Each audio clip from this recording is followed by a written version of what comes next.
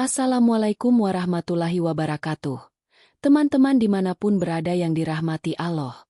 Untuk penonton baru maupun setia, semoga kalian selalu diberikan kesehatan, kelancaran rezeki, dan kemudahan dalam segala urusan.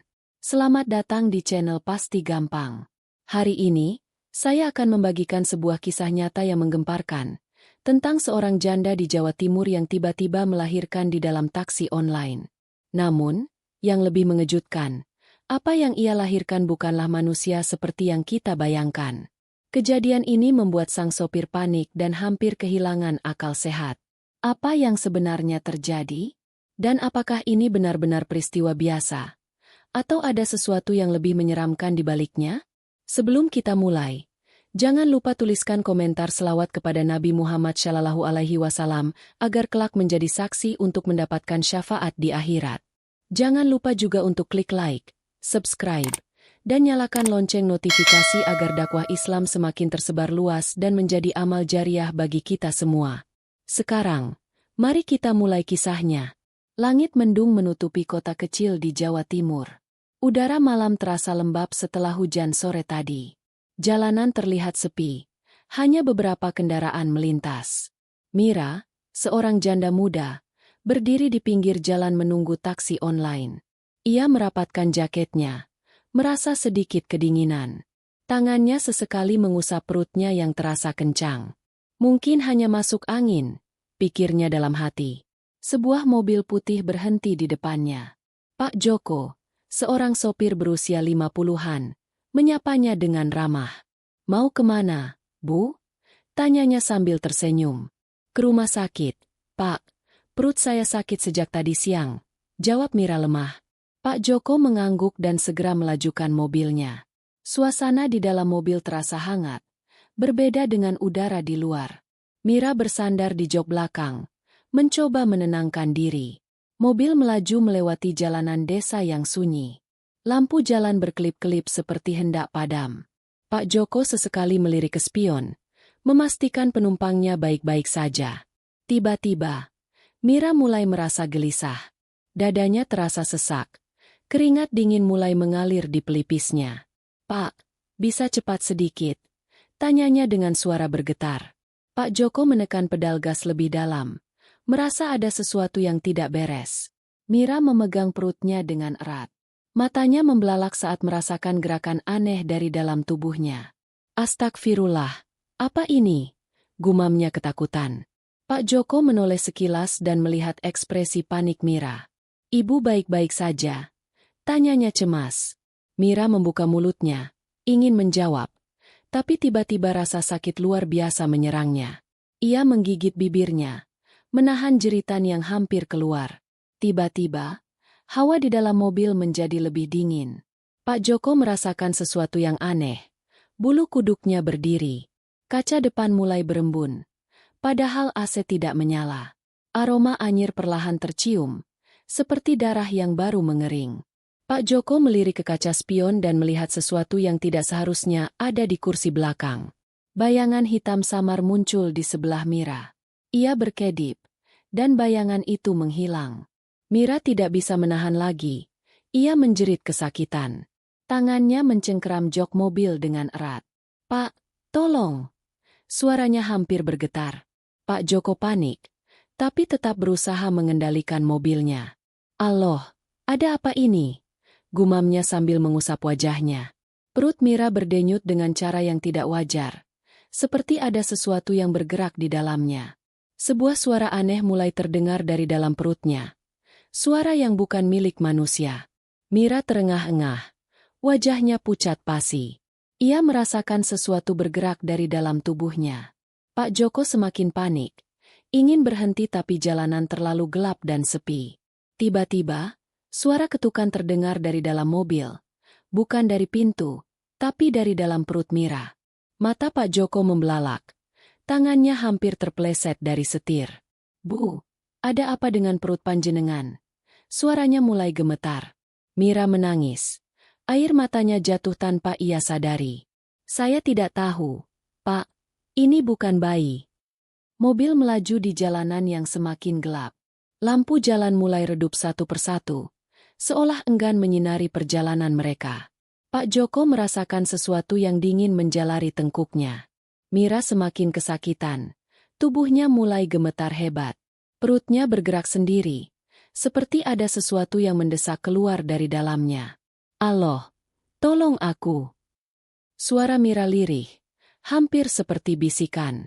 Pak Joko ingin berhenti, tapi jalannya terlalu sunyi dan sepi. "Tahan, Bu, sebentar lagi kita sampai," katanya mencoba menenangkan diri. Suasana di dalam mobil semakin terasa menyesakan. Aroma anyir bercampur bau tanah basah semakin kuat. Pak Joko melirik ke kaca spion. Matanya terbelalak. Bayangan hitam samar kembali muncul, duduk di sebelah Mira. Kali ini lebih jelas. Mata merahnya menyala seperti bara api. Pak Joko segera membaca istighfar. Tangannya berkeringat di atas setir. Mira tiba-tiba mencengkeram bahunya dari belakang. "Pak, tolong saya. Ada yang masuk ke tubuh saya." Suaranya lirih tapi penuh ketakutan. Mira membungkuk. Tangannya menekan perut yang terasa semakin nyeri. Perutnya tampak berdenyut, seperti ada sesuatu yang ingin keluar. Lalu, tok, tok, tok. Suara ketukan terdengar dari dalam tubuhnya. Pak Joko menoleh dengan wajah ketakutan. Napasnya memburu. "Astagfirullah. Suara apa itu?" gumamnya. Mira menangis. Air matanya menetes deras. Saya tidak tahu, Pak. Saya takut." Pak Joko mempercepat laju mobil, berharap segera sampai ke rumah sakit. Namun, jalanan di depan tiba-tiba diselimuti kabut tebal. Kecepatan mobil berkurang otomatis, seperti ada sesuatu yang menghalangi jalannya. Dari kaca spion, Pak Joko melihat sesuatu berdiri di belakang mobil. Sesosok bayangan tinggi dengan mata merah terus mengawasi. Jantungnya berdetak semakin kencang. Kakinya terasa dingin. Mira terisak. Tubuhnya semakin lemah. "Pak, saya merasa ada yang menunggu saya." Mira menggigit bibirnya, menahan rasa sakit yang semakin menjadi-jadi. Pak Joko terus membaca ayat kursi dalam hati, berharap semua ini hanya mimpi buruk. Tapi suara dari dalam perut Mira semakin jelas. "Clara." Pak Joko menoleh dan matanya membelalak. Kulit perut Mira mulai meregang tidak wajar, hampir seperti hendak robek. "Bu, Allah, apa ini?" Suara Pak Joko bergetar ketakutan. Mira memegangi perutnya dengan tangan gemetar, mencoba menahan sesuatu yang ingin keluar. Tiba-tiba, Pak Joko melihat sesuatu di pergelangan tangan Mira. Sebuah tanda hitam berbentuk ular melingkar. "Bu, itu di tangan panjenengan. Sejak kapan ada tanda itu?" tanyanya dengan suara gemetar. Mira melihat pergelangan tangannya dan wajahnya semakin pucat. Ini tidak ada sebelumnya, Pak," bisiknya. Pak Joko mulai merasakan sesuatu yang lebih besar dari sekadar kejadian aneh. "Bu, panjenengan pernah berbuat sesuatu di masa lalu?" tanyanya hati-hati. Mira diam, menatap kosong, seolah mulai mengingat sesuatu.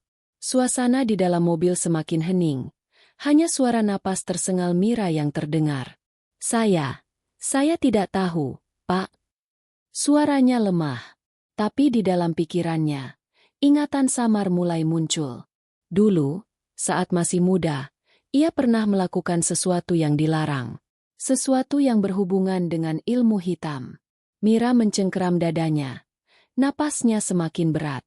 "Tidak, ini tidak mungkin," bisiknya ketakutan. Pak Joko merasa bulu kuduknya semakin berdiri tegak. Pak Joko mencoba fokus menyetir, tapi jalanan di depan terlihat aneh. Seharusnya mereka sudah sampai di kota, tapi jalanan terus panjang tanpa ujung. "Astagfirullah, kita belum sampai-sampai," gumamnya cemas. Mira menggigil, tubuhnya mulai kehilangan tenaga. Pak Joko melirik ke arah Mira, dan mendadak matanya melebar ngeri. Wajah Mira mulai berubah. Matanya tampak lebih hitam, lebih kosong. "Bu, panjenengan kenapa?" Suara Pak Joko semakin gemetar. Tapi Mira hanya diam. Senyuman aneh muncul di wajahnya.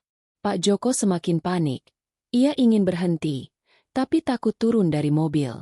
Lalu, sesuatu yang lebih mengerikan terjadi. Dari kursi belakang, terdengar suara tawa lirih. Pak Joko berkeringat dingin, karena ia tahu Mira tidak sedang tertawa. Suara itu datang dari sesuatu yang lain di dalam mobil. "Bu, siapa di belakang panjenengan?" tanyanya. Suaranya hampir tak terdengar. Mira menatap Pak Joko, lalu perlahan menjawab, "Saya juga tidak tahu, Pak."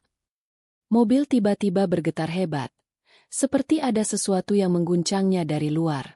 Pak Joko memegang setir erat-erat, berusaha tetap mengendalikan mobil. Mira menutup matanya, tubuhnya semakin lemah. "Pak, saya sudah tidak kuat." Suaranya hampir hilang. Perutnya kini benar-benar membesar dengan cara yang tidak wajar. Pak Joko tak tahu harus berbuat apa. Ia hanya bisa berdoa dalam hati. "Ya Allah, lindungilah hamba MU." Pak Joko menginjak rem mendadak, tapi mobil tetap melaju sendiri. Jalanan yang tadinya lurus kini berubah menjadi gelap dan berkabut. Lampu-lampu jalan sudah tak terlihat lagi, seakan mereka masuk ke dunia yang berbeda. Mira terengah-engah, keringatnya membanjiri wajah pucatnya. "Pak, kita ada di mana?" Suaranya bergetar, penuh ketakutan. Pak Joko mencoba menenangkan diri, tapi tangannya dingin menggenggam setir. "Saya juga tidak tahu, Bu. Tapi ini bukan jalan yang tadi." Mira mulai menangis. Ia sadar mereka tidak sedang menuju rumah sakit. Pak Joko melirik ke kaca spion. Napasnya tercekat. Ada sosok hitam besar di belakang mobil, berjalan mengikuti mereka. Mata merahnya menyala, menatap lurus ke arah mereka. Pak Joko mengusap matanya, berharap itu hanya ilusi. Tapi saat ia melihat lagi, sosok itu semakin dekat. "Astagfirullah.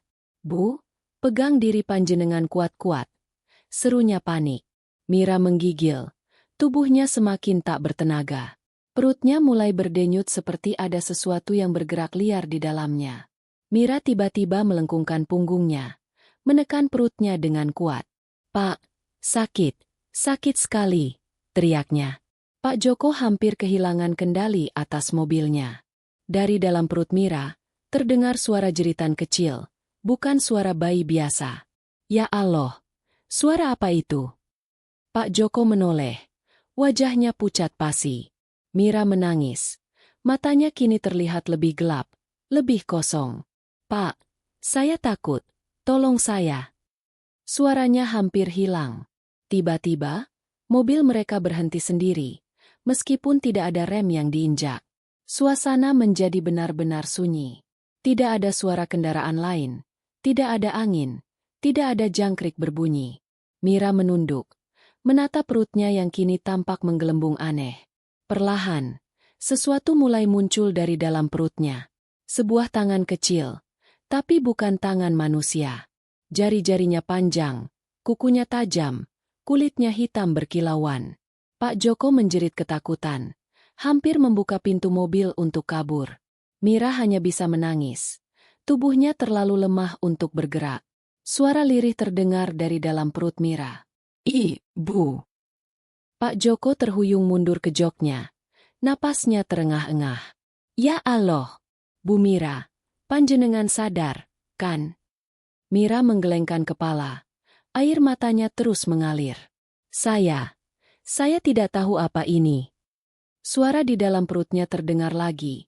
Lebih jelas. "Ibu, aku lapar." Perlahan, sesuatu yang lain mulai muncul dari balik kulit perutnya. Sepasang mata merah kecil menatap dari dalam dagingnya sendiri. Pak Joko nyaris kehilangan akal sehatnya. "Ya Allah, ini bukan bayi, ini bukan manusia." Mira hanya bisa menangis, menatap Pak Joko dengan ketakutan yang luar biasa. "Pak, saya tidak ingin mati." Pak Joko mengusap wajahnya yang penuh keringat. Otaknya bekerja keras mencari cara untuk keluar dari situasi ini. Tapi kemana mereka harus pergi? Mereka bahkan tidak tahu sedang berada di mana. Pak Joko menyalakan mesin mobil, mencoba melarikan diri dari tempat ini. Mobil melaju kencang, tapi anehnya, jalanan yang mereka lalui terus kembali ke tempat yang sama. Kita seperti diputar-putar di tempat ini." Pak Joko berseru panik. Mira mulai berdoa, berharap keajaiban datang untuk menyelamatkan mereka. Namun, suara dari dalam perutnya semakin keras, terdengar seperti desisan yang mengancam. "Ibu, aku lapar." Suara itu terdengar lagi, lebih dekat, lebih jelas. Pak Joko hampir menangis. Ketakutannya mencapai puncak.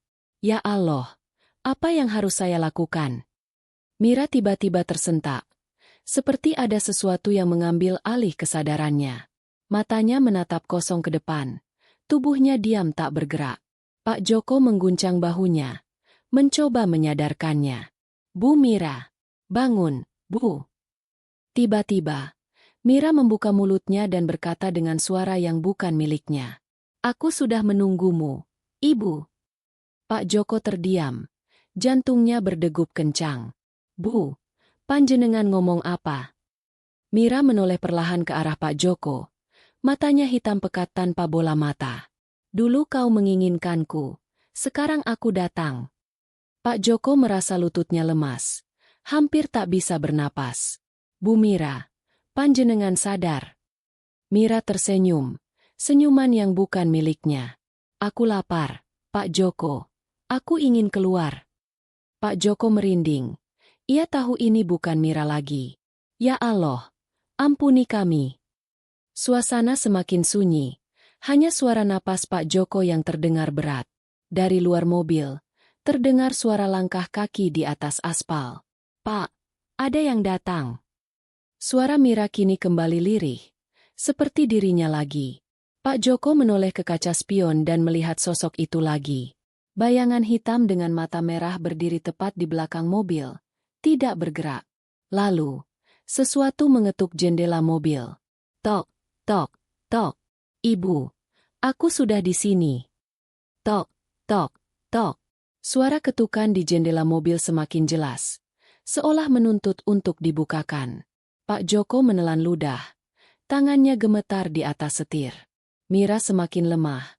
Tubuhnya mulai menggigil kedinginan. "Pak, jangan buka, jangan lihat."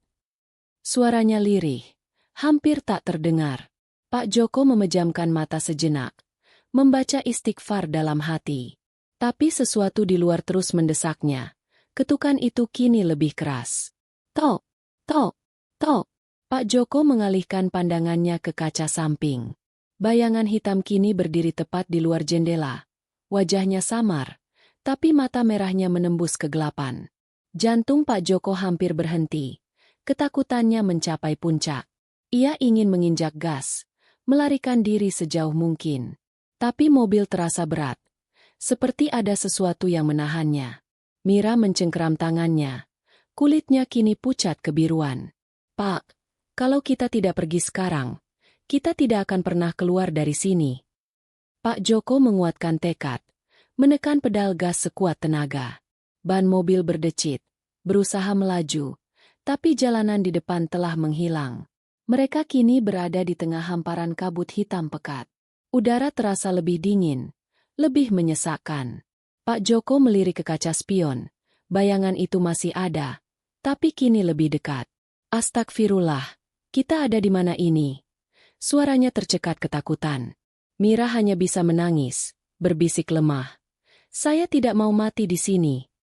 Tiba-tiba, suara berdesis terdengar dari dalam mobil. "Ibu, aku sudah di sini." Pak Joko menoleh ke kursi belakang. Dari balik selimut yang menutupi kaki Mira, sesuatu mulai muncul. Sebuah kepala kecil, hitam berkilauan, dengan mata merah menyala. Pak Joko berteriak. Tangannya hampir melepas setir. Mira hanya bisa menatap makhluk itu. Tubuhnya terlalu lemah untuk bergerak. Pak Joko merasakan dadanya sesak. Otaknya mencoba memahami semua ini. "Bu Mira, panjenengan pernah melakukan sesuatu di masa lalu?" Mira menangis. Suaranya semakin lemah. "Dulu, aku pernah melakukan sesuatu. Aku pernah mencari bantuan." Pak Joko tersentak. "Bantuan apa?" Mira menutup wajahnya, mengingat dosa yang pernah ia lakukan. "Dulu aku ingin anak, tapi aku melakukan cara yang salah." Udara di dalam mobil semakin menekan. Kabut kini merayap masuk dari celah pintu. Mira mulai mengingat. Bertahun-tahun lalu, ia pernah pergi ke seorang dukun. Dia berkata aku bisa memiliki anak, asal aku siap menerima konsekuensinya. Pak Joko merasakan darahnya membeku. Bu, panjenengan telah membuat perjanjian. Mira menahan tangisnya. Wajahnya penuh penyesalan. Aku tidak tahu ini yang akan terjadi. Pak Joko menoleh ke kursi belakang. Makhluk kecil itu kini bergerak. Matanya mengunci ke arah Mira. Ibu, aku lapar. Suara itu kini lebih jelas, lebih nyata. Mira menggigit bibirnya. Ingin berteriak tapi tak mampu. Pak, tolong saya. Tangannya terangkat lemah. Pak Joko membaca ayat kursi dengan suara bergetar. Berharap semua ini segera berakhir. Tapi makhluk itu hanya tersenyum. Semakin mendekat ke arah Mira. Pak Joko tahu mereka harus bertindak. Sekarang atau tidak sama sekali. Bu, kita harus keluar dari sini. Panjenengan harus melawan. Mira menggeleng lemah. Air matanya mengalir. Tidak bisa. Aku sudah terikat. Pak Joko mengeraskan hatinya. Lalu membuka pintu mobil. Tapi, di luar hanya ada kegelapan tanpa dasar. Ya Allah, kita benar-benar terjebak. Angin dingin tiba-tiba menyapu masuk ke dalam mobil. Pintu belakang terbuka sendiri. Sesuatu kini masuk ke dalam. Pak Joko mencoba meraih Mira, tapi tubuhnya terasa lebih berat. Bu Mira, keluar sekarang. Tapi Mira hanya duduk diam. Matanya kini berubah. Sama seperti makhluk itu. Pak Joko tersentak. Ia sadar. Mira sudah bukan dirinya lagi. Pak Joko, lari. Itu kata-kata terakhir yang keluar dari bibir Mira. Lalu, tubuhnya mendadak kaku, sebelum akhirnya menunduk ke depan. Pak Joko tak bisa bergerak. Tangannya bergetar. Perlahan, sesuatu merangkak keluar dari punggung Mira. Makhluk itu kini sepenuhnya lahir. Dan ia menatap Pak Joko. Aku sudah lahir, Pak Joko. Pak Joko menjerit. Lalu semuanya menjadi gelap. Pak Joko membuka matanya perlahan. Kepalanya terasa berat. Keringat dingin membasahi wajahnya. Udara di sekitar terasa berbeda. Lebih lembab dan dingin. Ia masih berada di dalam mobil. Tapi Mira sudah tidak ada. Setir terasa licin di tangannya. Tubuhnya masih gemetar hebat. Jalanan di luar kini berubah menjadi hutan lebat yang asing. Ya Allah, aku ada di mana? Gumamnya dengan suara serak. Hanya suara angin dan daun bergesekan yang menjawabnya. Pak Joko menoleh perlahan ke kursi belakang. Jok mobil yang tadinya bersih kini berlumuran darah hitam pekat. Aroma anyir begitu menusuk hidungnya, membuatnya hampir muntah. Tangannya bergetar saat melihat sesuatu. Ada bekas cakaran di kulit jok. Seolah sesuatu berusaha keluar dengan paksa. Astagfirullah. Apa yang sebenarnya terjadi tadi? Lalu, ia melihat sesuatu yang lebih mengerikan. Jejak kaki kecil yang basah mengarah keluar dari mobil. Pak Joko menguatkan hati, membuka pintu mobil perlahan. Begitu kakinya menginjak tanah, ia merasakan sesuatu yang aneh. Udara di sekitarnya terasa lebih berat. Seperti ada sesuatu yang mengawasi. Bu Mira, panjenengan ada di sini? Tanyanya dengan suara gemetar. Tak ada jawaban. Hanya suara ranting patah di kejauhan. Lalu, ia mendengar sesuatu yang membuat darahnya membeku. Tawa kecil. Suara yang bukan manusia.